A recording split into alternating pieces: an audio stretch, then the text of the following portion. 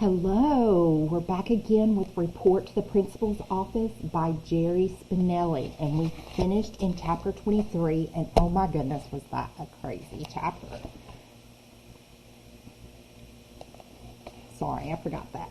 And that was such a crazy chapter, oh my goodness. So Humphrey, in chapter 22, was dead, and then in chapter 23, he's alive. And so complete and total chaos happens because they have the big band performance. And then here's Humphrey, he comes out of the tuba. And everything is in total chaos. So let's see if things have settled down in 24 and what's happening with Humphrey. Because I want to know, don't you? It's like hibernation, I guess, Sonny was explaining to Hillary that night. When the temperature goes down below 40-something, they go into some kind of coma. Their heart only beats about once a minute. It's just like they're dead. So it must have thawed out and woke up and climbed out of its own coffin. Into a tuba? Marvelous, Hillary, pulling a brush again and again through her newly washed hair. Yeah, clucked Sonny. You should have seen the conductor's face when he heard his first note. So how did the hamster get in the freezer in the first place? Sonny shrugged. Who knows? Probably some jerk 8th grader. There was a minute of silence. So now you're going to stay? Sonny looked away from her friend. She picked up her own brush and began stroking her hair. She nodded. I guess. Hillary walked around the room, touching things. She went to the bedroom window and stood there, looking out. She did not see Sonny pull off her shoes, then her socks.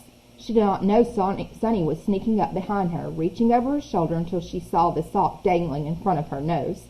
She screamed, flailed at the sock, and steamrolled over Sonny on her way to the closet. Sonny followed, bent with laughter. At the closet entrance, she extended the sock into the darkness. Hillary, here, take a whiff. No! Hillary, come on, just a little one. You'll live, I promise. From the darkness came a short sniff, then another long one, then a long, deep breath. A hand snatched the socks. Hillary came out grinning. It's better if I'm happy at my school, right? Said Sonny. Right, agreed Hillary, breathing deeply. Right. I guess she's washed her socks. On Saturday morning, Eddie Mott watched only half his usual dose of cartoons. He turned off the TV and went outside, looking for someone to play with.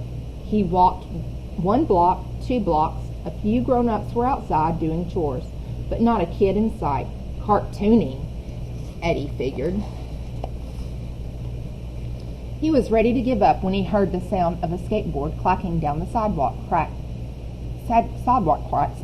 behind him. Then a voice calling, Yo, Mott! He turned just as Pickles Johnson rapped him with a curl and stop. Hi, said Eddie, staring at the pickleboard. He had never been this close to it. What's up? Said Pickles. Eddie shrugged. Not much. Nobody's out. Pickles spread his arms. Hey, do I look like nobody? Eddie laughed. Pickles pushed the pickleboard over to Eddie. Try it. Eddie goggled. You kidding? No, go ahead. Step on. I might crash it. You won't. It's a tank. I'm not a good skateboarder. Pickles lifted Eddie's right foot and set it on the board. Go. Eddie went. He couldn't believe he was actually riding the famous pickleboard. It was much larger than he had realized. It was like riding a giant green slipper. And smooth. Wow! It took the ground like whipped cream melting over his tongue. The sidewalk was level here. Eddie coasted easily along with Pickles trotting at his side. What do you think? Said Pickles. Wow! Was all Eddie could answer. They went along like that for a block or so. Then Pickles hopped aboard in front of Eddie and said, Put your foot on and hang on. Eddie grabbed onto Pickles' waist, and away they went on roller-licking ride. Eddie couldn't have been prouder of if he had hitched a ride on Superman's cape. 10 minutes later, in a neighborhood Eddie did not recognize, Pickles swung up a driveway and into a backyard. "My house," he said. He parked the pickleboard. "Come on, I have something to show you." Pickles steered Eddie down the set of steps into a basement.